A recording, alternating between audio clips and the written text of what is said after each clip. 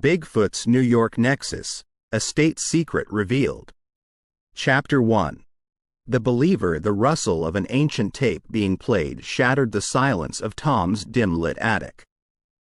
It began with an old man's voice, crackling with age but rich in emotion, recounting tales of elusive giants in the woods. As a child, Tom would listen in awe to this cassette, his grandfather's voice weaving tales of close encounters with the legendary Sasquatch. It wasn't any bear, Thomas. The voice resonated, the familiar tone causing the hair on Tom's neck to stand. The eyes, they glowed, not with malice but with intelligence. And the footprints, they weren't just big, they were human, but not. Tom often wondered if it was his grandfather's tales that planted the seed of his Bigfoot obsession. Over the years, it blossomed from innocent childhood wonder to a full-blown quest for truth. But it wasn't always easy. The journey had cost him, not in money, though that too, but in relationships and reputation. "Still chasing your furry fairy tales, Tommy?" jeered Mike, his childhood friend turned skeptic. Tom's mentions of Bigfoot sightings at Patterson's local watering hole were often met with derision. "Next, you'll be saying you found Narnia in the woods." These jests, however light-hearted they seemed, stung. They were a constant reminder of the lonely path he'd chosen. Tom's own family often whispered behind closed doors, their concerns audible even without him trying to overhear. His sister, Jane, once remarked, "It's one thing to have a hobby, but Tom's obsession is tearing the family apart." It wasn't just tales anymore. Tom had uncovered something: 47 reports of Sasquatch sightings in Patterson's region over the past 25 years. Every account was meticulously documented, each dotting the map on his attic wall. Clustered pins and threads connecting them showed patterns, movement, behaviors, habits. Some tales were eerily similar to his grandfather's, while others seemed too bizarre to be anything but a hoax. Yet, the sheer number of reports couldn't be just a coincidence. His excitement was palpable. "Look, Mike!" Tom once exclaimed, showing the map to his friend. "All these people couldn't be lying." Mike, nursing his beer, laughed it off. "Or maybe Patterson's got a thing for good fiction. Ever thought of that?" Tom wasn't deterred. He had a plan. If eyewitness testimonies weren't enough, then maybe technology would tip the scales. He'd emptied a significant chunk of his savings to invest in state-of-the-art drones. Equipped with infrared sensors and the ability to zoom lens up to 100 times, these weren't ordinary toys. They were his eyes in the sky, his key to unraveling Patterson's biggest mystery. Late one evening, the soft hum of a drone reverberated through the dense Patterson forest. Trees became skeletal hands against the dark, night sky, their bony fingers brushing against the starlit canvas. As the drone hovered, Tom, sitting inside his van with monitors aglow, felt a rush of anticipation. This was it. The beginning. Suddenly, a loud thud echoed, causing the van to shake. The screens glitched. The drone's camera feed, which had been displaying a mosaic of treetops, now spiraled erratically before going dark. Tom's heart raced. What just happened? Emerging from the van, he strained his ears. A deep, resonant growl permeated the silence, sending a chill down his spine. From the dense underbrush, a massive silhouette emerged. Eyes, reflecting the faint moonlight, fixed on Tom. He'd always hoped, always believed, but coming face to face with reality was another matter. It was neither hostility nor friendliness that he saw in those eyes, but a raw, primal intelligence. They weren't the eyes of an animal but of a sentient being.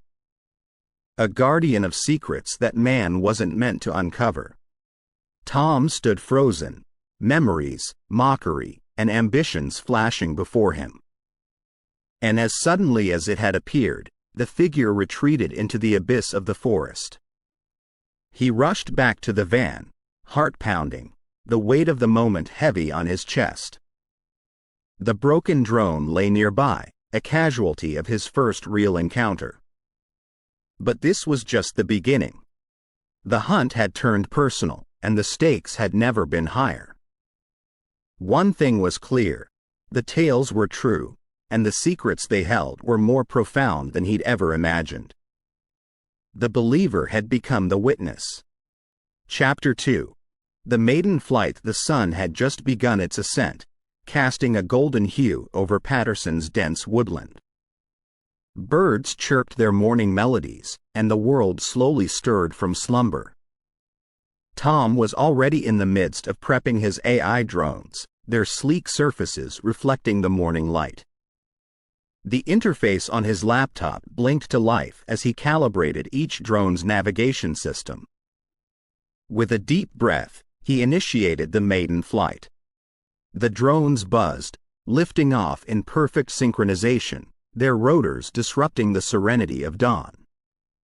From the ground, Tom monitored the drones as they embarked on their predestined paths, covering a vast 50-mile radius. The AI technology effortlessly coordinated their movements, creating a synchronized dance in the sky. These weren't merely flying cameras. They were an extension of Tom's will and curiosity. As the drones sailed over Patterson's landscape, Tom's monitor displayed mesmerizing aerial views. The lush forests unfolded like a green carpet, with rivers meandering like silver threads through them. Wildlife, oblivious to the mechanical intruders above, went about their morning routines. A mountain sheep grazed atop a rocky outcrop. A cougar stealthily stalked its prey. By a waterway, a family of white-tailed deer quenched their thirst. Tom marveled at the natural wonders unfolding before him. The high-definition cameras and powerful infrared sensors captured details that would have been imperceptible to the human eye. This was more than just a reconnaissance mission. It was a revelation. Then, the moment he had been waiting for arrived. In a clearing west of Pauling, the infrared sensors picked up multiple heat signatures. The screen displayed an assortment of large, humanoid figures, their sizes suggesting they were not humans. Tom's heart raced. The unmistakable silhouettes, the elongated arms, the conical heads, these were Sasquatch. The AI system diligently categorized and documented the findings. It identified 8 distinct groupings scattered across the mapped region, ranging from 3 to 8 figures each. Some were stationary, perhaps resting or observing their surroundings, while others moved with purpose, their gait unmistakably bipedal. The realization that he was onto something monumental hit Tom like a tidal wave. The overwhelming evidence was right there, staring back at him from his monitors. The figures in those groupings weren't mere anomalies. They were the very subjects of his obsession. A flood of emotions engulfed him. The euphoria of vindication and the weight of discovery sent his mind racing. He had been right all along. But with this validation came a profound panic. What should he do next? What implications did this discovery have for Patterson and its residents? While the drones continued their surveillance, Tom wrestled with his thoughts. Going public with the information could lead to a frenzy. The media would descend, researchers and hunters would flock, and the peaceful life of these elusive beings would be upended. But keeping such a monumental discovery secret felt like betraying his life's purpose. He thought about his grandfather's tales and the mockery he'd faced throughout his life. This evidence could change everything, not just for him but for science and folklore alike. But with those thoughts also came concerns. If the Sasquatch were as intelligent as he believed, what would be the repercussions of this intrusion? Had they noticed the drones? Were they aware of being watched? Were they, in turn, watching him? Deep in contemplation, Tom's thoughts were interrupted by a sudden alert on his system. One of the drones, surveying the Beekman region, had gone offline. The last image it transmitted showed a large object hurtling towards it. Panic set in. Had one of the Sasquatch taken it down? The realization that these creatures could, and would, defend their territory was a stark reminder of the stakes. These weren't just stories or myths. They were sentient beings with desires, fears, and, as it seemed, a keen awareness of their surroundings. Tom decided to recall the remaining drones, not wanting to risk further provocations. As they made their way back, he pondered his next steps. The weight of responsibility pressed upon him. Whatever he chose to do next could change the course of history and the fate of the Sasquatch. The day had just begun, but for Tom, it felt like a lifetime had passed. With tangible evidence at his fingertips, the path ahead was fraught with challenges and moral dilemmas. The believer had found his proof, but the journey had only just begun. Chapter 3. Shadows in the valley. The room was dim, the only light emanating from multiple monitors showcasing different maps, graphs, and highlighted regions of interest. Tom had transformed his basement into a war room of sorts, walls plastered with notes and pictures, each thread leading him closer to understanding the enigma of the Sasquatch. Hunched over his desk, Tom meticulously plotted every sighting from his drones and those from the 47 historical reports. He began noticing patterns. There were times when the Sasquatch would vanish from one area only to reappear in another, often miles away, in a matter of days. The puzzle intrigued him. Pulling up a topographic map of the region, Tom drew potential migration routes, trying to deduce the logic behind their movements. Patterns started emerging. The Sasquatch seemed to favor high-altitude regions, often traveling through dense forests that offered cover but always veering towards elevated areas. It was as if the altitude gave them a strategic advantage, a bird's-eye view of their surroundings and potential threats. Digging deeper into local geography, Tom learned about the Pleasant Valley, a region located to the northwest of Beekman. It was a blend of dense woodlands and open meadows, crisscrossed by waterways. This could serve as an ideal habitat, providing both sustenance and camouflage. If his hunch was right, the Sasquatch used this as a part of their expansive territory. But something puzzled him. There were areas in their supposed migration path that the Sasquatch seemed to avoid. The most prominent of these was the Croton Falls Reservoir. A significant man-made body of water west of Brewster, it acted as a physical barrier. While it seemed like a straightforward obstacle, Tom believed there was more to it. Perhaps the construction of the reservoir had disrupted an ancient migration route or displaced a food source. The reservoir also posed another challenge. With urban areas expanding and roads cutting through the Sasquatch's natural habitats, it was becoming harder for them to move undetected. The reservoir, with its surrounding recreational areas, attracted humans, further limiting the Sasquatch's movement. It was a bottleneck, a choke point in their migration. Another discovery intrigued him. Tom found reports of unusually stacked logs and stones in high-altitude areas around Patterson and beyond. While many dismissed these as the works of mischievous hikers or natural occurrences, Tom thought differently. Recalling the intelligence he attributed to these beings, he theorized that these were more than mere coincidences. They were markers or even territorial signs. But why the emphasis on altitude? Drawing from various accounts and his observations, Tom postulated that the Sasquatch used high grounds for multiple reasons. Firstly, it provided them with a vantage point. From such heights, they could observe human activities, ensuring they remained undetected. Secondly, altitude gave them a strategic advantage when evading potential threats.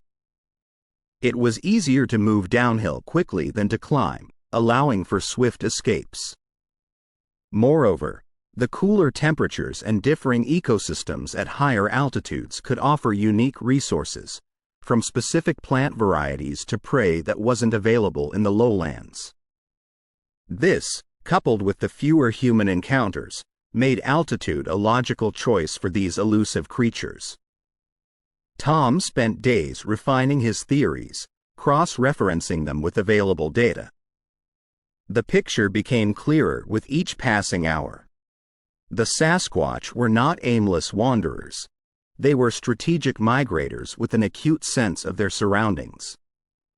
One evening, as Tom was engrossed in his research, a soft ping from his computer alerted him to a new email. The subject read, "I've seen them too." Hesitant but curious, Tom opened it. The email was from a woman named Sarah, claiming to be a resident of Pleasant Valley. She had heard about Tom's endeavors and had her own tales to share. Her family, living in the region for generations, had passed down stories of encounters with the Sasquatch. And she had evidence. The email ended with an invitation.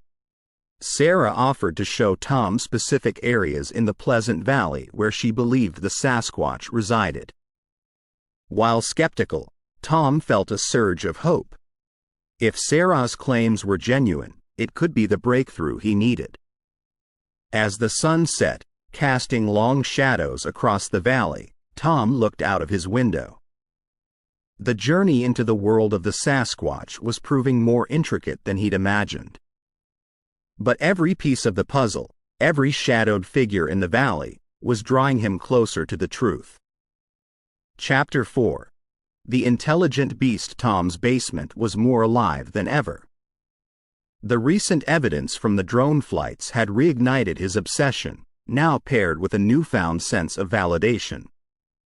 Yet, there was an undercurrent of uncertainty, a realization that the Sasquatch were not the primitive beasts that folklore painted them as. They were cunning, adaptive, and above all, intelligent. Every night, Tom would review the drone footage, frame by frame, searching for patterns. He began to notice anomalies. On some nights, the Sasquatch seemed to vanish, leaving no trace on his high-tech infrared cameras. It was as if they had suddenly become ghosts, evading his every attempt to document their presence. One evening, while reviewing a sequence shot near a riverbank, Tom noticed a peculiar behavior. A group of Sasquatch was seen smearing mud over their bodies, paying special attention to their torso and face.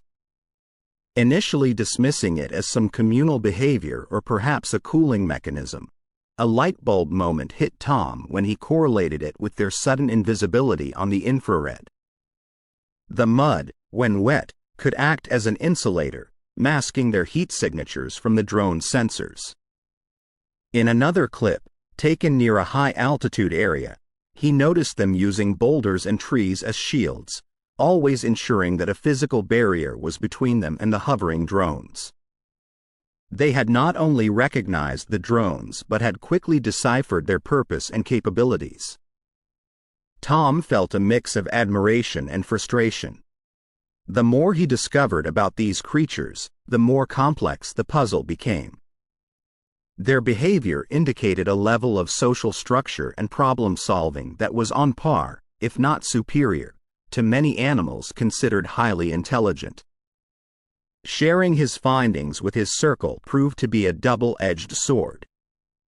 The mockery was relentless from many, their laughs echoing in Tom's ears. "So, now they're putting on mud masks for spa day, huh?" chuckled Dave, a longtime friend, over a beer one evening. Yet, amid the skeptics, there were those genuinely intrigued by Tom's revelations. Sarah from Pleasant Valley was one, and now there were others. Jenna, an old college friend and a biologist, was particularly fascinated. She'd seen the clips and admitted there was something there that warranted further exploration.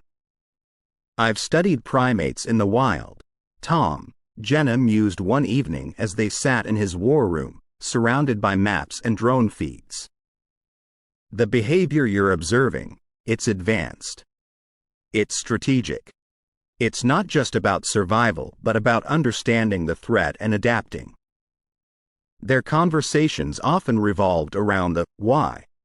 Why were the Sasquatch so elusive? Was it a learned behavior from centuries of human encroachment, or was it an intrinsic part of their nature? And why did they go to such lengths to remain hidden? Tom pondered on a theory. What if they've had interactions with humans before? Not just fleeting encounters, but actual prolonged interactions. And they didn't end well. Jenna looked thoughtful. "It's possible. Many indigenous cultures have legends of beings that live deep in the woods, creatures that are part of the natural world but also apart from it. Maybe there's a historical precedent to their behavior." The weight of the challenge ahead began to dawn on Tom. These weren't just elusive creatures. They were masters of evasion, equipped with the intellect to outmaneuver his every move. It wasn't just about finding them anymore. It was about understanding them, deciphering the enigma that was the Sasquatch. One evening, as Tom was lost in thought, a soft chime indicated an incoming email. It was from Roger, the mysterious figure from New Jersey who'd been Sasquatch hunting in his own right. His message was brief but compelling. "I've seen your drones. I think we're after the same thing. Meet me. There's more to this than you realize." Tom stared at the message, the cursor blinking expectantly. The path ahead was uncertain, filled with challenges and doubts. But every fiber of his being told him he was on the brink of something monumental. The Sasquatch weren't just creatures of legend.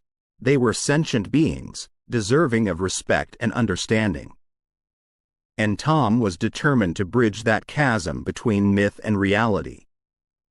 Chapter 5.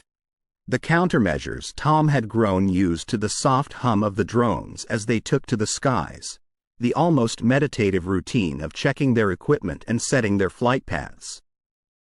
Yet, the more he used them, the more he realized that the Sasquatch were not passive subjects. They were evolving their countermeasures just as swiftly as Tom adjusted his strategies. Early one morning, as a drone hovered over a thick canopy near Pauling, its camera feed captured a rapid movement from below. Before Tom could react, the screen blinked out, replaced with a glaring "signal lost." Analyzing the last few frames, he saw a rock, thrown with remarkable accuracy, smashing into the drone, bringing it down. Another drone, while trying to get a close-up near Pleasant Valley's higher elevations, was lured into a narrow ravine. The Sasquatch, using the steep ridges as cover, rained down a barrage of boulders, trapping the drone and eventually crushing it. Tom was dealing with more than just a creature of folklore. He was up against an opponent that understood tactics, terrain, and technology. The Sasquatch had turned his hunt into a game of high-stakes cat and mouse. Back at his base, Tom assessed the losses. 2 drones down, thousands of dollars in damage, and yet, he couldn't help but be impressed by the Sasquatch's strategic prowess. However, he knew he couldn't keep this up, not without reinforcements. Tom began researching other means of observation. Ground-based surveillance was too dangerous and intrusive. The Sasquatch had made it clear that they wouldn't tolerate close human presence. But what about from the air?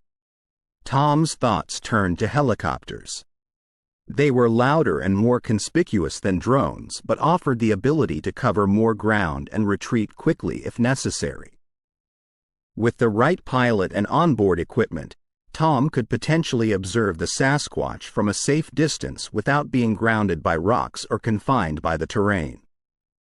After days of planning, Tom chartered a helicopter, piloted by a man named Alex who was curious and open-minded enough about Tom's endeavor. Equipped with noise cancellation technology, advanced imaging systems, and a range that dwarfed the drones, they set out on a crisp morning, the sun casting long shadows over the valleys below. As they approached the suspected Sasquatch territories, Tom's excitement was palpable. From this vantage point, the world below seemed a tapestry of green, interspersed with rivers, ridges, and rock formations. Alex kept the chopper at a conservative altitude, enough to give them a broad view while hoping not to disturb the Sasquatch. For hours, they combed the landscape, with Tom glued to the onboard monitors, adjusting the cameras, zooming in on potential movements. Occasionally, they'd spot wildlife, a herd of deer, a solitary bear, but no Sasquatch. But as the day wore on and they ventured closer to the Croton Falls Reservoir, a glint of movement caught Tom's eye. He zoomed in, his heart racing. There, on a ridge, stood a Sasquatch, its massive frame silhouetted against the setting sun. It seemed to be watching them, its posture neither aggressive nor fearful. Suddenly, another figure emerged, smaller, perhaps a juvenile. They communicated, their gestures fluid and expressive. Tom was witnessing a rare, intimate moment between two Sasquatch. However, the moment was short-lived. As the helicopter hovered, more figures emerged from the tree line, rocks in hand. Tom knew what was coming. "Alex, move," he shouted. But the Sasquatch were faster. A barrage of rocks soared through the air, one colliding with the helicopter's tail rotor. The chopper lurched, losing altitude rapidly. Alex wrestled with the controls, trying to stabilize their descent, aiming for a clearing. With a deafening crash, the helicopter landed, its rotors digging into the earth, kicking up dirt and debris. Tom's vision blurred, the sounds muffled. He felt a hand on his shoulder, shaking him. It was Alex, his face pale but determined. "We need to get out. Now." As they scrambled from the wreckage, the forest around them was eerily silent. The Sasquatch, it seemed, had retreated. But Tom knew they weren't far. The setting sun cast long shadows, turning the forest into a maze of darkness. The weight of his decisions bore down on Tom. He had risked everything for a closer look, and now, stranded in Sasquatch territory as night approached, he was more vulnerable than ever. The game of cat and mouse had taken a dangerous turn. But as Tom and Alex prepared to navigate the treacherous path back to civilization, Tom couldn't shake the image of the Sasquatch pair on the ridge, a reminder of the delicate balance between curiosity and consequence. Chapter 6. Beekman's Mysteries. As dawn's early light pierced through the dense canopy, Tom and Alex began their trek out of the woods. The previous day's harrowing escape had left them shaken, but they were unharmed. Alex, although not initially involved in Tom's pursuit, now felt personally intertwined in this cryptic dance with the elusive Sasquatch. As they made their way to Beekman, they came upon a clearing that stopped them in their tracks. A series of logs, some as thick as 8 inches in diameter, were broken and meticulously stacked. This was no random act of nature. The logs formed the rudimentary beginnings of a tunnel structure, snaking its way up the side of a hill, leading towards a denser part of the forest. Tom crouched down, inspecting the logs. They weren't just randomly placed. They were strategically positioned, allowing for stability while also maximizing coverage. It was like a primitive form of engineering, revealing not only the Sasquatch's intelligence but also their ability to collaborate on complex tasks. Alex looked on with fascination. "You think they did this?" Tom nodded. "It's like they're creating a highway, of sorts. A way to traverse their territory without being seen." The realization settled in. The Sasquatch were not merely adapting to Tom's intrusion, but they were evolving their habitat, transforming their environment to better suit their needs. This was not just about evasion, it was about survival. The pair continued on, and as they approached Beekman, the dense woods gave way to the outskirts of civilization. The town, with its picturesque houses and quaint storefronts, seemed a stark contrast to the mysteries lurking in the shadows of the surrounding forest. But as Tom and Alex ventured further into town, it became clear that the Sasquatch's influence extended beyond the forest's boundaries. Locals, in hushed tones, whispered of strange happenings. The town's diner, a hub of local gossip, was abuzz with tales of mysterious structures appearing overnight in the woods, of eerily human-like footprints found in backyards, and of distant, haunting calls echoing in the night. One local, Mrs. Caldwell, a longtime resident of Beekman, approached Tom as he sipped his coffee. "You're the one with the drones and the helicopter, aren't you?" she asked with a stern look. Tom hesitated, then nodded. "I am." She leaned in, her voice dropping to a whisper. "My grandson, Jeremy, he said he saw one of them, creatures, near the old miller's farm. He said it looked right at him, then disappeared into one of those tunnels." Tom exchanged a glance with Alex. The miller's farm was on the edge of Beekman, bordering the dense woods they had just traversed. The Sasquatch's activities weren't just confined to remote areas. They were happening right on the town's doorstep. Mrs. Caldwell continued, "Now, I don't know what you're hoping to find, but you best be careful. These creatures, they're not like anything we've seen before. They're smart, and they're watching."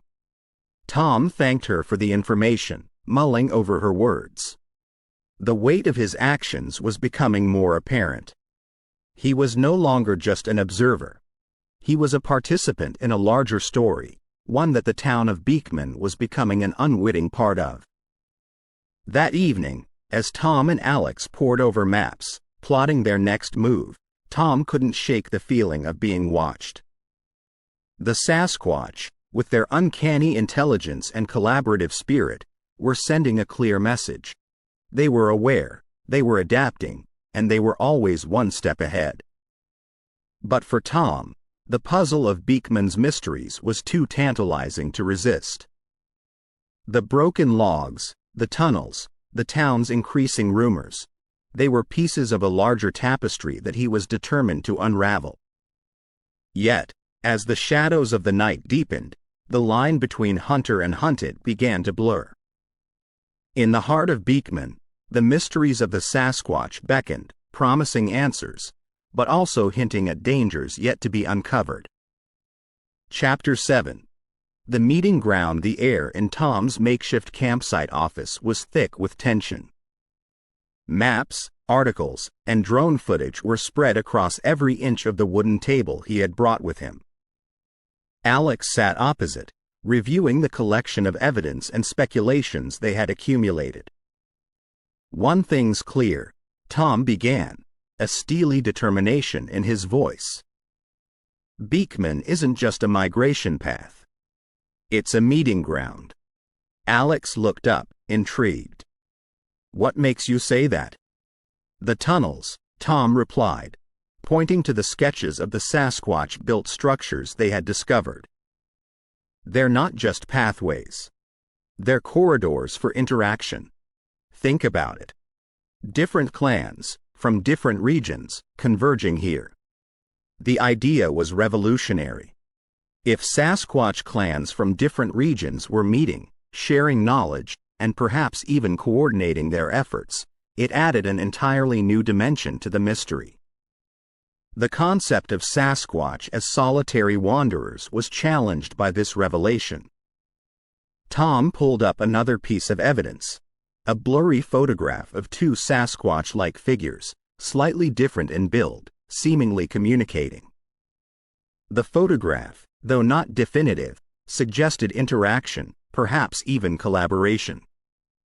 The way they've responded to our attempts, the manner in which they've adapted. It's not just the result of one clan's experience, Tom theorized. It's collective knowledge. They're learning from each other. Alex nodded, the weight of the theory sinking in. That means their intelligence isn't just inherent, it's also acquired. They're teaching and learning from each other. Tom's eyes gleamed with excitement. Exactly. And if they're sharing knowledge, they could have communication methods we haven't even considered. But as the days turned into nights and Tom dove deeper into his research, not everyone in Beekman shared his enthusiasm. The local newspaper had caught wind of Tom's findings, and the town was split. Some were fascinated, others fearful, and a few openly skeptical. One skeptic in particular, journalist Mike Darby, had made it his mission to debunk Tom's theories. Mike was a native of Beekman, and he believed Tom's pursuits were stirring unnecessary panic in the town. He penned a scathing article, dismissing the Sasquatch sightings as mere folklore and Tom as a sensationalist. Tom's campsite soon became a hotspot for locals, some offering support and stories of their own encounters, others challenging his conclusions. It was during one such gathering that Mike confronted Tom. "You really expect us to believe that these creatures are holding meetings? Like some sort of Sasquatch boardroom?" Mike mocked, drawing laughter from some of the onlookers. Tom, keeping his composure, responded, "It's not about belief, Mike. It's about understanding.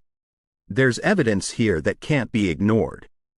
The debate grew heated. Townsfolk took sides, arguments ensued, and tensions rose. The divide in Beekman was growing, between those who wanted to uncover the truth and those who wanted to maintain the status quo. Tom knew he had to present indisputable evidence. He decided to host a town hall meeting, inviting everyone in Beekman to see his findings firsthand. The night of the presentation arrived, and the town's community center was packed. A projector displayed drone footage, photographs, and sketches. Tom systematically laid out his case, explaining his theories on Sasquatch intelligence, their use of tunnels for communication and interaction, and the potential implications of these findings.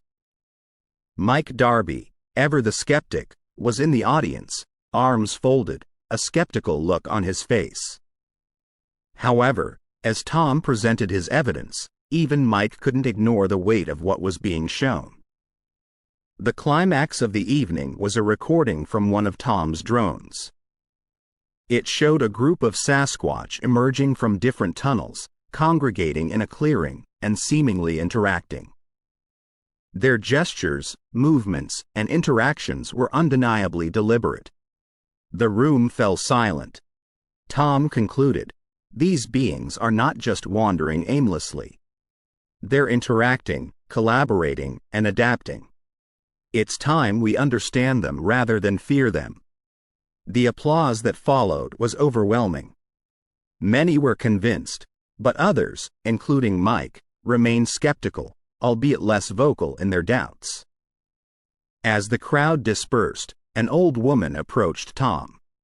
She introduced herself as Mrs. Thompson, a lifelong resident of Beekman. "Young man," she began, her voice shaking, "there are old tales in my family, tales of these beings. I think it's time I shared them with you." Tom realized that Beekman's mysteries were only beginning to unravel. The journey ahead promised more revelations, challenges, and discoveries. And he was more determined than ever to uncover the truth. Chapter 8. Signs everywhere. The atmosphere in Beekman had shifted. No longer were whispers about the Sasquatch relegated to hushed conversations in corners. Now, they echoed throughout the town, from cafes to grocery stores, laundromats to post offices. An undercurrent of both curiosity and fear was palpable. Mrs. Thompson's revelations had opened the floodgates. Following her testimonial at Tom's town hall presentation, others felt emboldened to share their encounters. Word spread to neighboring towns, and soon, Tom found himself inundated with stories, each as unique as it was bewildering. One evening, as Tom sifted through the mounting stack of written testimonials on his table, Alex burst into the campsite office, his face flushed with excitement. "You need to see this, Tom," he exclaimed, thrusting a local newspaper into Tom's hands. The headline read, "Sasquatch Sightings Surge Along the Hudson." Tom scanned the article, which detailed numerous Sasquatch encounters along the Hudson River. Fishermen spoke of massive figures lurking in the twilight mists. Hikers told tales of unknown creatures watching them from behind trees, and residents near Putnam Valley reported strange calls echoing through the night. "What's going on?" Alex pondered aloud. "This is too coordinated to be coincidental." Tom, deep in thought, responded, "We need to gather these people. We need to hear their stories firsthand." A community meeting was organized in Patterson. The turnout was overwhelming. The local school's auditorium was packed to capacity, with latecomers lining the walls. One by one, residents took the stage, recounting their experiences. An elderly man spoke of an evening when, while walking his dog near the Hudson, he felt watched. Looking up, he locked eyes with a Sasquatch, its gaze curious yet non-threatening. A young woman shared her story of hearing strange vocalizations while camping in Putnam Valley, eerily similar to the recordings Tom had played during his presentation. The testimonies painted a clear picture. The Sasquatch were not merely passing through. They had been here for generations, perhaps longer, living on the periphery of human awareness. During a break, a middle-aged woman named Clara approached Tom. "I think there's something bigger happening," she whispered, her voice tinged with urgency. "My grandmother used to speak of gatherings, not of one or two Sasquatch, but of many clans converging." Tom leaned in, his interest piqued. "Tell me more." Clara took a deep breath. Every few decades, according to her, clans from various regions would converge in secret locations. These weren't just regular meetings. These were mega gatherings. The implications were staggering. If true, these mega gatherings could be where knowledge was exchanged, strategies developed, and potentially where the future of the Sasquatch was decided. Tom decided to explore this further.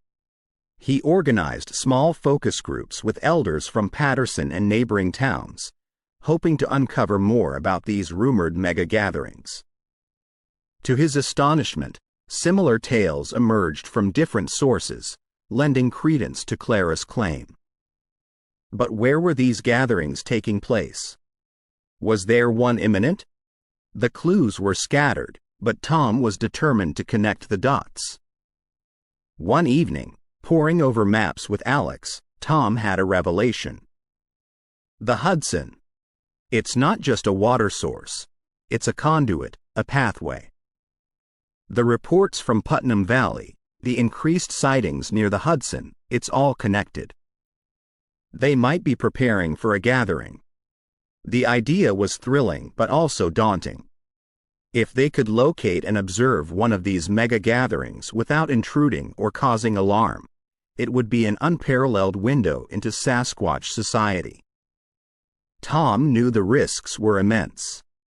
There was the potential for human-Sasquatch confrontations, and the secrecy of the event meant the Sasquatch would be on high alert. But the potential rewards, the insights to be gained, made it a risk worth taking. The next days were a whirlwind of preparations. Equipment was checked and rechecked, strategies devised, and potential gathering spots identified. As the sun set one evening, casting the Hudson in a golden hue, Tom stood at the riverbank, lost in thought. The mystery of the Sasquatch, which had started as a personal quest, had now grown bigger than him. The town, the region, perhaps the entire state was on the cusp of a revelation. And Tom was at the epicenter, ready to unveil the secrets of the elusive giants that had walked among them for centuries. Chapter 9. The family rift. As the days melted into nights and nights into days, the delineation became blurred for Tom. His waking moments were consumed by the search for the elusive Sasquatch, and even his dreams echoed with haunting calls and enigmatic footprints. His campsite, once a temporary abode for his explorations, now felt more like home than his actual house in Patterson. His family, meanwhile, grew increasingly concerned. At first, they indulged his quest, chalking it up to another one of Tom's eccentric interests. But as weeks turned into months, and as their living room transformed into a de facto command center laden with maps, drone footage, and eyewitness accounts, their patience waned. His wife, Linda, had been a rock by his side, but even her support had its limits. "Tom," she began one evening, her voice trembling with a mix of anger and worry, "this has gone on long enough. The kids miss their dad. I miss my husband." Tom looked up from a topographic map of Beekman, his eyes red-rimmed from lack of sleep. "Linda, I'm onto something big, something that can change our understanding of the world around us. I need more time." Linda exhaled a weary sigh. "And what about us? How much more time can we give before we become just an afterthought?" Their teenage son, Jake, had been openly critical. "Dad, people at school are talking. They say you've gone crazy, that you're chasing fairy tales." He had taken to spending more time at his friends' homes, perhaps to escape the whispers and the growing shadow of his father's obsession. It wasn't just his immediate family that felt the strain. Tom's sister, Emily, who lived in the neighboring town, often called, her voice laden with concern. "Tom, it's one thing to have a passion, but this is tearing your family apart." And yet, the gravitational pull of the Sasquatch mystery was too potent to resist. Every lead, every hint was a siren call for Tom, drawing him deeper.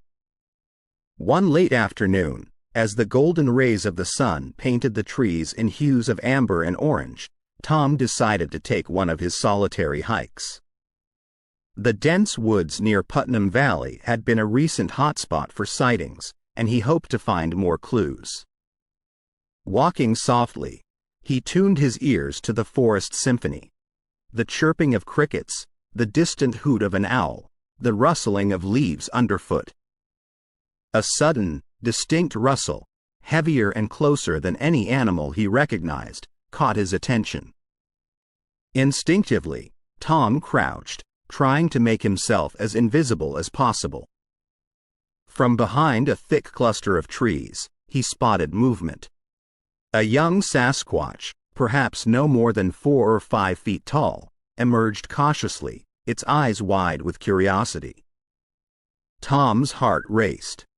Here, mere meters from him, was a living, breathing testament to all he believed in. He remembered his camera, but something stopped him from reaching for it. This wasn't a moment for evidence or proof. It was a moment of connection. The young Sasquatch, seemingly sensing Tom's non-threatening demeanor, inched closer, extending a large finger to touch Tom's outstretched hand. It was a brief, electrifying touch, but one that bridged millennia of evolutionary divergence. The young creature, perhaps startled by its own audacity, scampered away, melting into the forest shadows. But the impact of that fleeting encounter remained imprinted on Tom's soul. He returned home that evening, not with photographs or recordings, but with a story. A story that he shared, not in a town hall or with fellow enthusiasts, but with Linda and Jake, sitting in their living room, bathed in the soft glow of the fireplace. "I've been selfish," Tom admitted, his voice heavy with emotion. "I let my obsession cloud what's truly important. But today, in the woods, I felt something. A connection, not just with the Sasquatch, but with all of you. I've been searching for them, but in the process, I lost myself and almost lost you." Linda, tears glistening in her eyes, leaned in, resting her head on Tom's shoulder. "We just want you back," she whispered. Jake, always the stoic teenager, simply nodded, a gesture that spoke volumes. The path ahead was still uncertain. The mystery of the Sasquatch still beckoned. But Tom had found something even more precious that evening, a renewed bond with his family, and a realization that some connections were more profound than any enigma the forest could offer. Chapter 11. The Alliance. The following weeks were a blur of activity for Tom. Word of his endeavors had spread far beyond Patterson, attracting the attention of Sasquatch enthusiasts, researchers, and believers from all corners of the country. They reached out, sharing their experiences, their findings, and most importantly, their support. From this growing community, a core group emerged. Dr. Eleanor Martinez, a primatologist with a penchant for the unexplained. Mike Bearclaw O'Sullivan, a mountain man with years of tracking experience and Sasquatch encounters under his belt. And Jade Lee, a tech whiz and drone pilot, who had been following Tom's work closely and believed that technology could be the bridge between humans and the elusive creatures. Together, they formed an alliance, united by a common purpose: to understand the Sasquatch and, if possible, to communicate with them. Their first meeting took place in Tom's barn, which had been transformed into a makeshift research center, walls plastered with maps, Sasquatch footprints, and articles about recent encounters. The atmosphere was thick with anticipation as Tom introduced each member. "Everyone," Tom began, "we're here because we believe. The challenge is significant, but I think, together, we can achieve something monumental." Eleanor was the first to speak. "My research has always suggested that Sasquatch, or whatever we choose to call them, exhibit signs of higher intelligence. Their actions, their patterns, they're too deliberate to be mere animal behavior." Mike nodded in agreement. "I've seen 'em up close in the Rockies. They've got this awareness, you know? Like they're always watching, always thinking." Jade chimed in, "With the right tech, we can not only track their movements but maybe even find a way to interact." Drones are just the beginning. The group spent hours discussing strategies, sharing personal encounters, and brainstorming ways to establish a peaceful line of communication with the Sasquatch. Ideas ranged from using infrasound frequencies, based on the deep vocalizations of the Sasquatch, to setting up cameras with interactive touchscreens in hopes the creatures might engage. However, the most surprising revelation came from a quiet member of the group, a linguist named Clara. She had joined the alliance, expressing a keen interest in the vocal patterns of the Sasquatch. After listening to the various strategies, she finally spoke up, her voice trembling with a mix of excitement and trepidation. "I've communicated with one." The room fell silent. All eyes turned to Clara. It was during one of my field trips in the Pacific Northwest. I was recording ambient forest sounds when I caught a series of distinct, rhythmic vocalizations. I responded, mimicking the pattern, and it replied. Tom leaned forward, captivated. What did it say? Clara hesitated. It's hard to translate, but the essence was a warning. A plea for understanding and distance. Doubt clouded the faces of a few members. Could it be true? Was Clara genuinely onto something, or was this merely a fabrication, a play for attention? Eleanor, ever the scientist, inquired, Do you have the recordings? Clara nodded, retrieving a small digital recorder from her bag. As the sounds played, the deep, resonant calls of the Sasquatch and Clara's echoing response, the room was filled with a sense of wonder. While some remained skeptical, others, including Tom, saw hope. Here was a tangible lead, a potential way forward. If Clara's claims held weight, they might be on the brink of a breakthrough. However, the Alliance's journey was just beginning. With every revelation came more questions, every strategy brought unforeseen challenges. But Tom and his newfound team were undeterred. The stakes were too high, the potential rewards too profound. The dream of understanding and coexisting with the Sasquatch drove them forward, forging bonds of trust and collaboration that would be tested in the trials to come. Chapter 12. Unveiling the Truth. Patterson's Community Hall was abuzz with whispers and chatter as residents gathered for the town meeting. The title, Unveiling the Sasquatch Mystery, had piqued the interest of many, making the hall nearly filled to capacity. Tom, with Eleanor, Mike, Jade, and Clara by his side, could feel the weight of the gazes upon them. There were faces of curiosity, skepticism, and even outright hostility in the crowd. Tom approached the podium. The murmur of voices dimmed, and all eyes focused on him. Thank you all for coming tonight, he began, taking a deep breath. What we are about to present may challenge your beliefs. But I ask you to keep an open mind. Jade took over first, showcasing footage from the drones. Crystal clear images of Sasquatch families, their nocturnal activities, and their interactions filled the screen. She highlighted the infrared captures, their intelligent countermeasures, and even the high-elevation tactics they used. It was undeniable evidence of their existence. Mike shared his tracking experiences, speaking of the Sasquatch's deep understanding of the terrain, their impressive survival skills, and their uncanny ability to always remain a step ahead of their pursuers. Eleanor delved into the science. She discussed primate behavior, drawing parallels between the Sasquatch and other intelligent creatures, emphasizing their need for privacy and respect. Then, it was Clara's turn. She played the vocalizations, the hauntingly beautiful calls of the Sasquatch, and her responses. She explained the linguistic patterns and the potential messages hidden within those deep, resonant sounds. The audience was a mix of reactions. Some looked on in wonder, others in disbelief. Whispers and murmurings spread like wildfire as the presentations came to a close. Tom returned to the podium. We're not here to create panic. We're here to foster understanding. These beings, whatever you wish to call them, have lived among us for ages.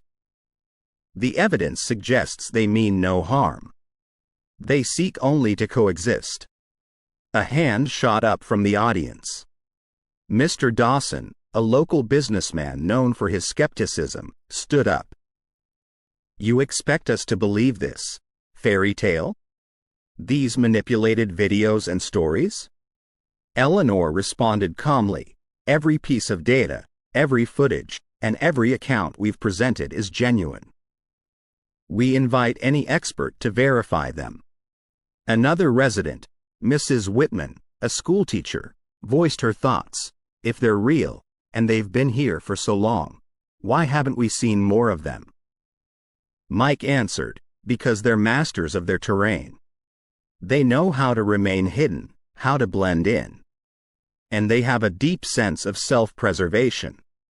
The questions and challenges continued. Yet, for every skeptic, there was someone curious, someone willing to believe or at least consider the possibility. As the meeting came to a close, a frail old woman approached Tom.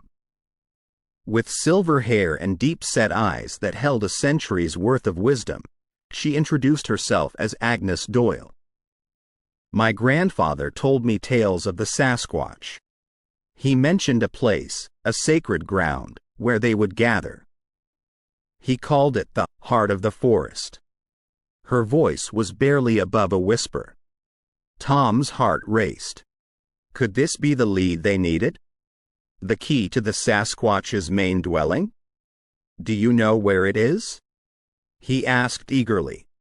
Agnes nodded slowly. I can guide you. But you must promise, it will be approached with respect.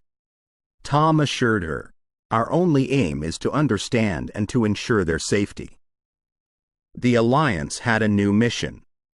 The heart of the forest beckoned, and with it, the promise of deeper insights into the world of the Sasquatch. Tom felt a mix of excitement and apprehension. The path ahead was uncertain, but the pursuit of truth was a journey worth taking. Chapter 13. The pursuit. As dawn cast a golden hue over Patterson, Tom, Eleanor, Mike, Jade, Clara, and Agnes, the elderly guide, set out on their most ambitious expedition yet. The woods were silent save for the morning birds and the crunch of their boots on fallen leaves. Their destination, the enigmatic heart of the forest, was a place that even seasoned trackers and hunters had failed to find. Agnes led the way, her frailty belying her robust spirit. My grandfather's tales spoke of a dense forest, a place where trees whispered secrets and the earth remembered the ages, she shared. Hours into their journey, the woods seemed to change. The trees grew closer, their canopies so intertwined that it felt like walking through a living tunnel. Streams appeared from nowhere, their waters black like obsidian, and treacherous marshes slowed their pace. Mike, ever the tracker, noticed the first of the unusual markers. Stones, meticulously placed in circular patterns. These aren't random. These are markers, boundaries perhaps, he mused. Jade felt a shiver run down her spine. Look there, she whispered, pointing to what seemed like a mural carved on a large rock face. It depicted tall, shadowy figures, eerily reminiscent of the Sasquatch, standing around what looked like a central meeting ground. Eleanor carefully examined the murals. This might be a historical record of their gatherings, possibly even inter-clan meetings. The group was so engrossed in the discovery that they didn't immediately notice Clara's absence. It was only when Tom called for a short break that her absence became evident. Clara? He shouted, worry evident in his voice. The others joined in, calling out her name, their voices echoing eerily in the dense forest. Jade tried to keep calm. She can't have gone far. Maybe she wandered off a little? Mike, eyes scanning the ground, shook his head gravely. There are footprints here, but they are not hers. They're larger, more primal. Tom felt a knot of dread in his stomach. Do you think the Sasquatch took her? Agnes, surprisingly calm, responded, the Sasquatch aren't malicious. If they've taken Clara, it's with purpose. Eleanor, trying to make sense of the situation, said, we've seen that they are intelligent, communicative. Perhaps they want to tell us something, to show us something. The Alliance had a choice: venture deeper into the heart of the forest, into the realm of the Sasquatch, or retreat and risk losing Clara forever. The decision was unanimous. They pressed on, determination fueling their steps. As they ventured deeper, more carvings appeared, each telling a story. Scenes of Sasquatch families, rituals, dances, and what seemed to be celebrations. The sheer depth of their culture was astounding. A peculiar humming sound filled the air as they approached a clearing. In the center stood a massive, ancient tree, its roots sprawled out like the tentacles of a sea creature. Around it, in a protective circle, stood several Sasquatch, their deep-set eyes watching the intruders intently. Clara was with them, seemingly unharmed, her face a mix of awe and confusion. As the alliance entered the clearing, the Sasquatch parted, allowing them to approach the tree. Its bark was smooth and bore inscriptions, a chronological tapestry of the Sasquatch's history. This was their sacred place, their record keeper. Clara, seeing her friends, rushed to them. "They didn't harm me. They wanted me to see this." She gestured to the tree, her voice filled with wonder. "It's a message, a plea for understanding, for coexistence." Eleanor approached the tree, placing a hand on its trunk. "Their history, their tales, it's all here. We've been given a rare glimpse into their world, a trust they've extended." Tom nodded, understanding dawning. This was their way of bridging the gap, of asking for peace. The alliance, realizing the weight of their responsibility, made a silent pact. They would do everything in their power to ensure that the Sasquatch's plea did not go unheard. As they retraced their steps, leaving the heart of the forest behind, they were no longer just a group of enthusiasts. They were ambassadors, carrying with them a message that had the potential to change Patterson, and perhaps the world, forever. Chapter 14. The confrontation. The woods had started to darken, a subtle indication that evening was approaching. The alliance, feeling the weight of their mission, trudged back towards Patterson. Their journey thus far had been full of revelations, but they were unprepared for what lay ahead. A sharp rustling echoed through the trees, setting everyone on edge. Before they could react, they were surrounded. Tall, imposing figures emerged from the shadows, their eyes observing the group with an intensity that was almost palpable. The Sasquatch had ambushed them. Tom took a cautious step forward, his heart racing. "We mean no harm," he began, his voice surprisingly steady. One of the Sasquatch, larger and more adorned than the others, took a step towards Tom. The intricate patterns on its fur suggested age and, perhaps, status. This was likely an elder, a leader of sorts. The elder Sasquatch stretched out a hand, its fingers just inches from Tom's face. To the astonishment of the alliance, it began to emit a series of deep, melodic hums, interspersed with clicks and whistles. Eleanor, ever the researcher, whispered to the group, "It's a form of communication. We need to listen, to understand." For what felt like hours but was only minutes, the elder communicated, painting a vivid picture of the Sasquatch's world. Their tales of ancient migrations, their deep bond with the forest, their struggles to stay hidden in an ever-encroaching human world. The elder's tone grew somber as it conveyed their challenges. The Sasquatch had once roamed freely, their territories vast. But with expanding human settlements and the resultant loss of habitat, they'd been forced into hiding. Many clans had suffered, their numbers dwindling. They spoke of their fear, not of humans per se, but of human actions. The pollution, the land degradation, the loud machines that scared away their prey. Their secrecy wasn't out of disdain for humans but a desperate measure to protect themselves. Mike, visibly moved, muttered, We've taken so much from them. Clara, recalling her encounter with the young Sasquatch, added, "They're not so different from us. They have families, memories, a history.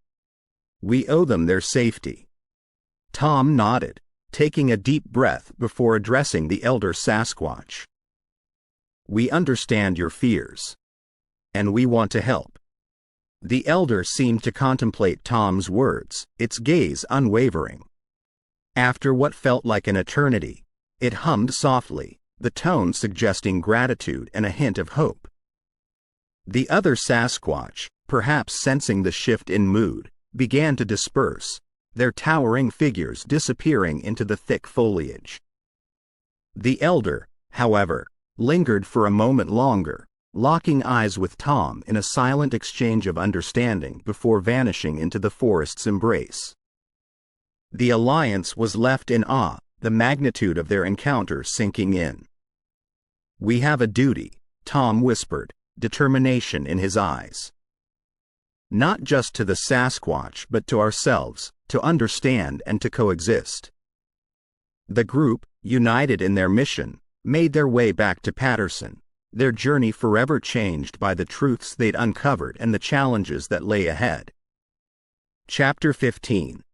Agreement and Departure. Patterson was abuzz with anticipation as word spread of the Alliance's encounter with the Sasquatch.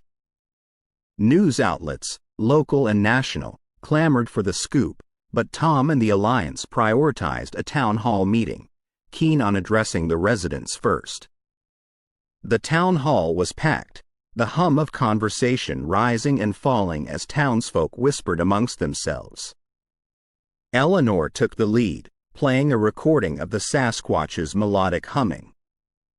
A hush fell over the crowd, the eerie beauty of the communication undeniable. Tom stepped forward, detailing their encounter with the Sasquatch elder. He spoke of the ancient creature's connection to the land, their struggles to coexist with the ever-expanding human population, and their desperate plea for understanding and peace. To them, these forests are not just habitats, they're home. Their history, their lineage, their very survival is intertwined with these woods, he expressed passionately. A hand shot up from the crowd. Mrs. Gilbert, an elderly resident known for her skepticism, voiced, "And why should we believe all this? How do we know you're not making it all up?" Before Tom could respond, Clara stepped in, "Because many of you have seen them, felt their presence. It's not about convincing, it's about acknowledging what's been here all along." Several heads nodded in agreement, recalling their own inexplicable encounters over the years. Mayor Jenkins, sensing the changing tide, proposed a motion. "In the interest of coexistence and recognizing our shared responsibility to this land and all its inhabitants, I suggest we officially respect and protect the Sasquatch territories. No development, no intrusions. Let them be." A show of hands revealed an overwhelming majority in favor. Patterson had chosen understanding over ignorance, coexistence over confrontation. Yet, not all were convinced. Whispers of doubt persisted, with some locals dismissing the tales as mere folklore or exaggerations. But with the Alliance's evidence and the increasing number of testimonials, many skeptics found themselves reconsidering their stance. In the days that followed, Tom felt a growing restlessness. The Alliance's work in Patterson was crucial, but it was only the beginning. Sasquatch were believed to inhabit various parts of the U.S., each region with its unique stories and encounters. One evening, as he pored over maps and reports, Eleanor approached him. "You're thinking of a larger quest, aren't you?" Tom nodded. Patterson was just one chapter. "There's a whole country out there, filled with mysteries and truths waiting to be unveiled. I want to understand them, not just here, but everywhere." Mike, overhearing their conversation, chimed in, "It won't be easy. Skeptics, challenges, perhaps even dangers. But after everything we've experienced here, I'm in. Clara grinned. Me too. We started this journey together. It's only right we see it through. The bond between the Alliance members had grown stronger, their shared experiences forging a connection deeper than friendship. They were united in purpose, driven by curiosity, and guided by respect for the enigmatic beings they sought to understand. As weeks turned into months, Tom's dream began taking shape. With the support of the Alliance and many Patterson residents, he established the Sasquatch Synergy Initiative. Its goal? To study, understand, and protect Sasquatch populations across the U.S., promoting coexistence and dispelling myths. Tom's journey had begun as a solitary quest, born from childhood memories and tales. But as he stood at the cusp of a larger expedition, he realized it was no longer just his journey. It was a collective endeavor, a testament to humanity's capacity for understanding and empathy. And so, with Patterson as their starting point and the entire country as their canvas, Tom and the Alliance set forth, their hearts filled with hope, ready to unravel the mysteries of the elusive Sasquatch. Chapter 16. Roger's entry. The days following the town meeting were a whirlwind for Tom and the Alliance. Support flowed in, volunteers offered assistance, and the once obscure quest began gaining momentum. Among the numerous emails and letters Tom received was an unexpected package, a battered drone with a note attached, interested to know more about your little toy. Roger. The drone was unmistakably one of Tom's missing units. But who was Roger? And why had he sent it back? Intrigued, Tom decided to reach out. The phone number scribbled on the note connected him to a rugged voice on the other end. Roger speaking. Roger, it's Tom from Patterson. Thanks for sending my drone back. How did you come across it? A bit of tracking in the woods. You know, hunting, in a way. Tom's curiosity piqued. Hunting for what, exactly? Roger chuckled. The same elusive beings you're after. Sasquatch. Tom leaned back in his chair, sensing that Roger was not a mere hobbyist. You sound like you've been at this for a while. A couple of decades, to be exact. Based out of New Jersey. I've tracked them through the Appalachians, the Rockies, even down south in the bayous. Tom invited Roger to Patterson, intrigued by the idea of sharing experiences. When Roger arrived, his rugged appearance matched his voice, leather jacket, boots worn by countless treks, and eyes that had seen much. While the Alliance members listened with rapt attention, Roger regaled them with tales from his hunts. His methods were more aggressive, believing in capturing a Sasquatch to prove their existence beyond a shadow of a doubt. Tom interjected, but we've managed to connect without resorting to such measures. Why the need for aggressive tactics? Roger smirked. It's a big world, Tom. Not all Sasquatch are as friendly as the ones you've encountered.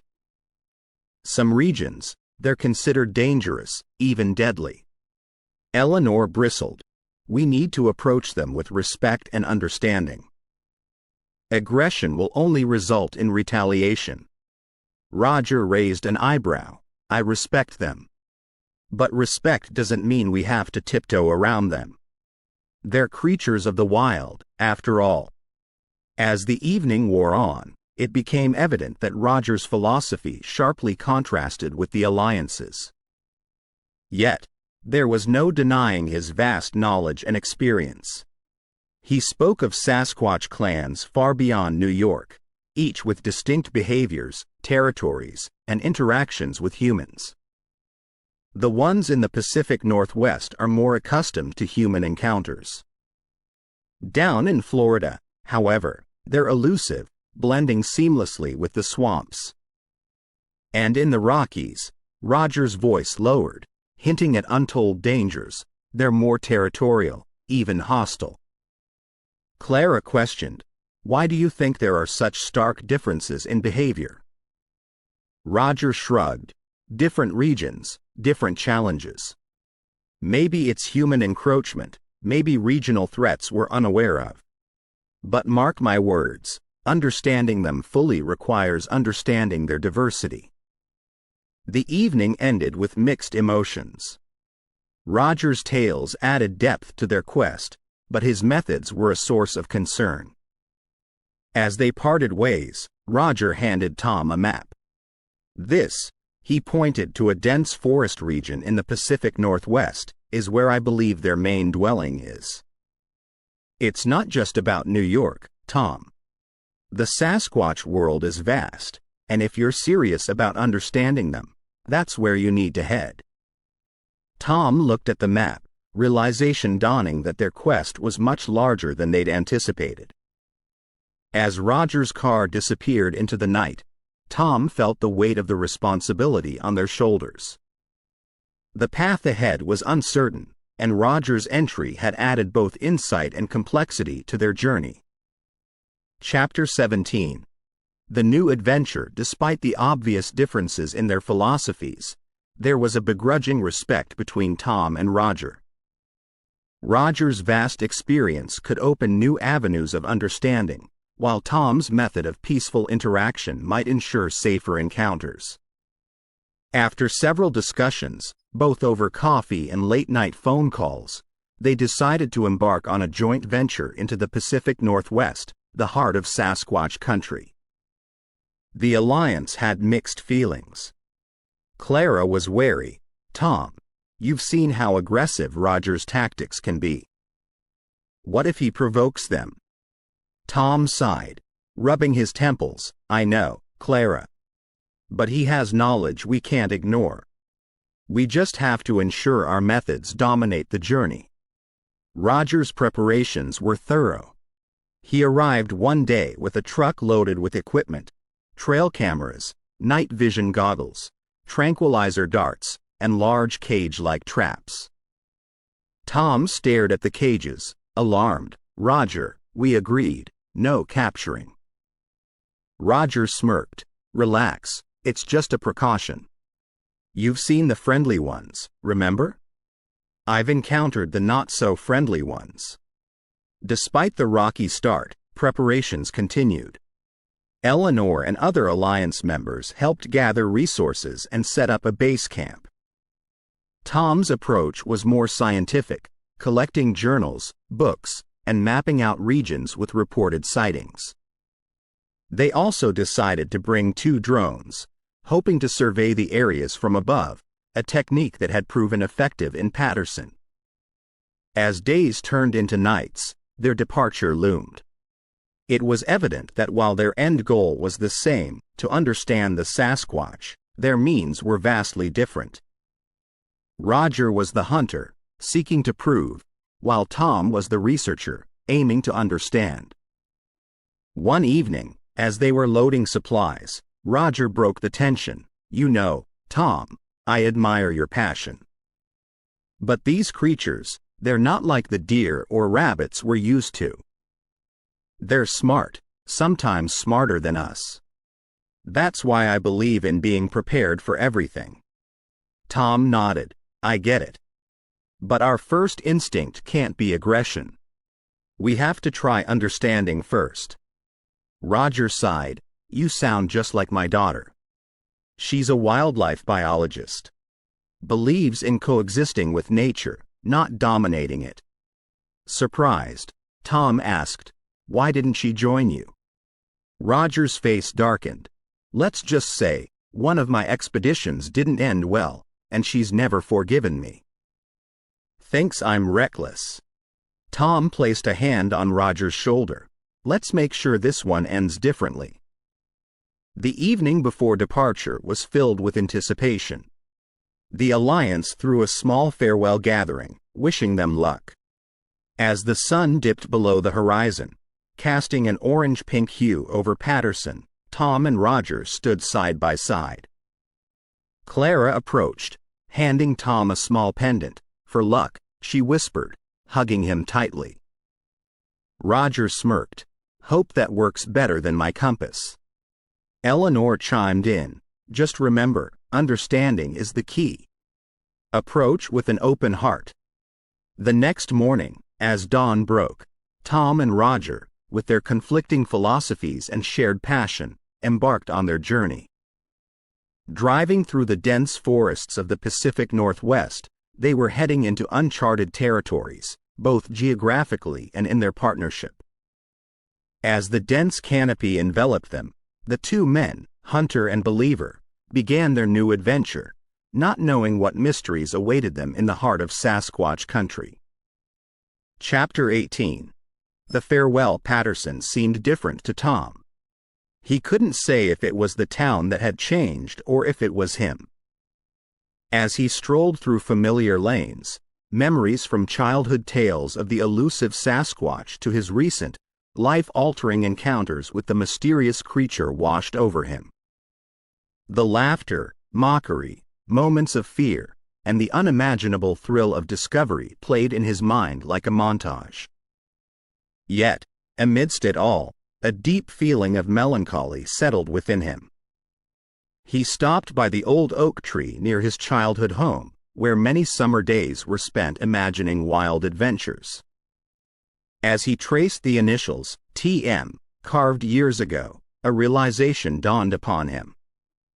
This journey, though centered around the Sasquatch, was as much about personal growth and understanding as it was about the elusive creatures. He had not only discovered the world of Sasquatch, but had also rediscovered himself. As evening neared, the Patterson community gathered at the town hall. It wasn't just a farewell for Tom. It was a thank you for awakening them to the mysteries that lay in their own backyards and for teaching them the importance of coexistence. Speeches were made, anecdotes shared, and toasts raised to new beginnings. Tom's family stood by him, their expressions a blend of pride, worry, and love. His sister, Emily, whispered, "Promise me you'll be safe." His nephew tugged at his sleeve, "Bring me a Sasquatch toy." As the night deepened, Roger took center stage, signaling a shift in mood. His voice, though calm, held an edge of urgency. "I've been tracking these creatures far longer than most. And if there's one thing I've learned, it's that every region has its own secrets." He paused, letting the weight of his words settle. "There's something more, something bigger in the Pacific Northwest. I've found traces, footprints larger than any Sasquatch known. Calls that reverberate deeper and longer." The room was filled with murmurs. Tom felt a chill run down his spine, recalling the broken drones, the intelligent evasion, and the depth of emotions he'd seen in a Sasquatch's eyes. What more was out there? Roger continued, "There are tales of the elders, Sasquatch, that are ancient, wise, and powerful. I believe they reside in the Pacific Northwest. And that's where our journey takes us next." The excitement in the room was palpable, but so was the fear. Eleanor spoke up, "Tom, you've always approached this with empathy. Please promise us that no matter what you find, you'll remember that they, like us, are a part of this world. They deserve respect." Tom nodded, his determination renewed. "I promise." The night wore on with shared stories, hugs, and lingering goodbyes. As dawn approached, Tom and Roger, with their packed bags, stood ready to leave. The horizon was painted with hues of gold and purple, a new day symbolizing their fresh start. The entire town seemed to have turned up to bid them farewell. Tom looked at the familiar faces, each holding its own story, its own connection to the Sasquatch tale. With a heavy heart, he climbed into the vehicle, Roger already in the driver's seat. As they drove off, Tom took one last look at Patterson, the town that had shaped him, the town that had laughed and later believed. Ahead lay unknown challenges, mysteries, and the promise of greater revelations. Roger broke the silence. "Ready for the big leagues, Tom?" Tom smiled, more than ever. "Let's unveil the truth." And as Patterson disappeared in the rearview mirror, the duo ventured forward, hinting at grander adventures, deeper understandings, and the undeniable truth that the world was far more mysterious than anyone could ever fathom. Chapter 19. A new dawn. The road stretched out ahead of them, an unending ribbon cutting through the vast American landscape. Leaving Patterson behind felt like turning the page on one chapter and embarking on the next. Tom stared out of the window, lost in thought, reflecting on everything that had transpired. The Sasquatch, the discoveries, the dangers, and most importantly, the transformation within him, all seemed to blend into a surreal montage. Roger broke the silence. "You know, Tom, Sasquatch isn't the only legend this land holds. There are countless tales, some even stranger than our hairy friend." Tom raised an eyebrow, intrigued. "Like what?" "Well," Roger began, his tone taking on a note of excitement. "Take the Mothman of West Virginia, for instance, or the Chupacabra down south. The U.S. is a treasure trove of unsolved mysteries and unexplained phenomena." Tom pondered this. The Sasquatch had opened his eyes to possibilities he had never considered before. Who was to say what other wonders, or terrors, lay hidden? "Do you believe in all these legends?" Tom asked. Roger smirked. "I believe there's a grain of truth in every tale. It's up to us to separate fact from fiction." As miles turned into hours, Roger shared tales from his own past.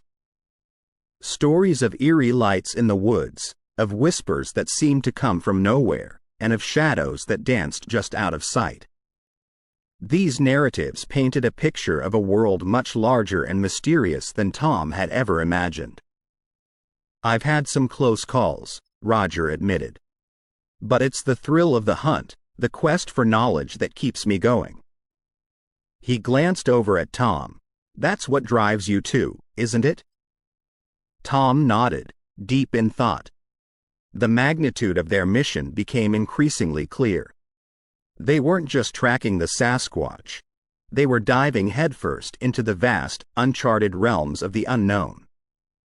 By nightfall, the duo found themselves setting up camp by the edge of a dense forest in Pennsylvania. The woods seemed to pulse with life, the sounds of the night creating a symphony of nature. But amidst the usual calls, there were others, sounds that didn't quite fit. Roger and Tom exchanged glances, realizing that this journey would be filled with far more than just the Sasquatch. As the campfire flickered, casting shadows upon the trees, Tom pulled out a map. He traced a route, starting from Patterson, cutting across various states, and ending up in the Pacific Northwest. If Roger's intel is right, Tom mused, the elders, the ancient Sasquatch, are here. He pointed to a remote area in Washington. Roger leaned in, studying the map. It's not going to be easy. That region is dense, wild, and uncharted. But that's where the answers lie. The weight of their task hung heavily in the air. This wasn't just about proving the existence of the Sasquatch anymore. It was about understanding them, about forging a connection, and perhaps even about safeguarding their future. Later that night, as Tom lay in his tent, the sounds of the forest enveloping him, his thoughts strayed to the future. What would they find in the Pacific Northwest? Would they finally come face to face with the elders? And what of the other legends Roger had spoken of? Were they too real? A new dawn was breaking, not just the literal one that would come in a few hours, but a dawn of understanding, of exploration, and of bridging the divide between the known and the unknown. Morning came, casting golden rays upon the land. The air was crisp, filled with anticipation. Tom and Roger packed up, their resolve strengthened. Ahead lay challenges, discoveries, and perhaps even dangers. But one thing was certain: they were on the brink of something monumental. Roger revved up the engine, and they continued their journey westward.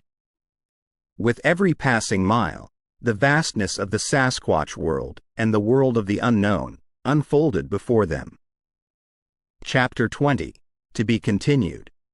Roger's truck rumbled along the rough, winding road, with dense forests on either side, creating a tunnel of green that seemed to stretch infinitely. The Pacific Northwest was a land of beauty and mystery, and every inch they covered seemed to promise something new. Nearly there, Roger muttered, adjusting his sunglasses as the sun glinted through the trees. Tom sat beside him, examining a well-worn journal filled with sketches, notes, and coordinates. "We should be approaching the Elder Territory," Tom said, pointing to a marked area on a map spread across his lap. "If the rumors are true, they hold the secrets we seek." The journey so far had been enlightening, yet challenging. They'd encountered signs of the Sasquatch, footprints, broken branches, and distant howls, but direct encounters had been rare. It was as though the creatures knew of their approach, staying just out of reach.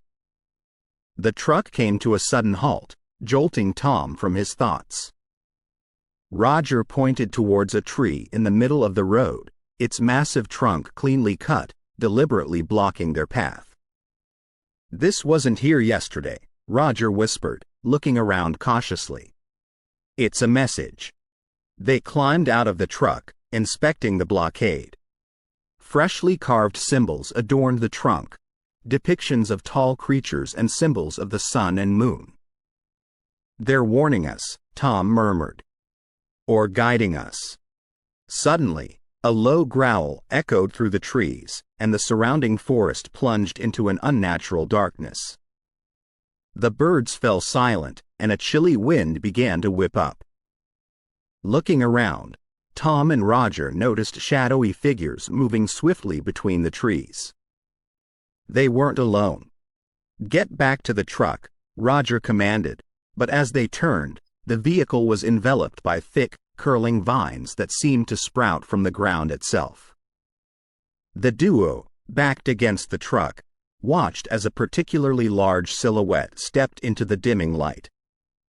It was a Sasquatch, but not like any they'd seen before. Its eyes glowed a soft blue, and ancient markings decorated its fur. Tom took a deep breath, remembering the peaceful interaction he'd had with the elder Sasquatch before. He stepped forward, hands raised, trying to convey non-hostility. The Sasquatch observed him for a moment, then, in a deep, rumbling voice, spoke, "You tread on sacred ground." "Why?" "We seek understanding," Tom replied, "not harm. We want to bridge the gap between our worlds." The Sasquatch eyed them for a moment longer, then gestured to the fallen tree. "Your journey has just begun. Go deeper into the forest, but be prepared. Not all will welcome you as I have." With that, the creature turned, disappearing into the forest, leaving Tom and Roger with a million questions. As the vines receded and the truck was freed, Roger looked at Tom. "This is bigger than we imagined." "They're not just creatures. They're guardians of something ancient." Tom nodded. "We're just scratching the surface. But I feel it's our duty to continue, to uncover the truth and ensure it's preserved." With newfound resolve, they began to clear the tree from their path. They knew challenges lay ahead, but they were prepared to face them. Just as they were about to resume their journey, Roger's radio crackled to life. A mysterious, distorted voice echoed, "You think you've seen it all, but the true mystery has yet to reveal itself. Beware the valley of shadows, for there lies the heart of it all." The message ended as abruptly as it began, leaving an air of tension. "That's near the Elder territory," Tom whispered, "the Valley of Shadows." Roger gripped the steering wheel, determination in his eyes. "Then that's where we'll go." As they drove deeper into the Pacific Northwest, the sense of the unknown weighed heavily. The Sasquatch world was vast, filled with wonders and dangers. And as they ventured forth, they realized that they were about to embark on an adventure that would change their lives forever. The forest around them thickened, the path became less clear, and the mysteries of the Sasquatch world beckoned. With every mile, Tom and Roger were drawn deeper into the heart of the unknown. The journey had just begun. If you have enjoyed our paranormal scary story about the America's Bigfoot Chronicles, please visit us at Paranormal Untold Stories. Come to listen to more of our scary stories collection. Paranormal Untold Stories encourages you to contact us if you have your own untold story that you would like our professionals team to put online as a scary story. Thank you.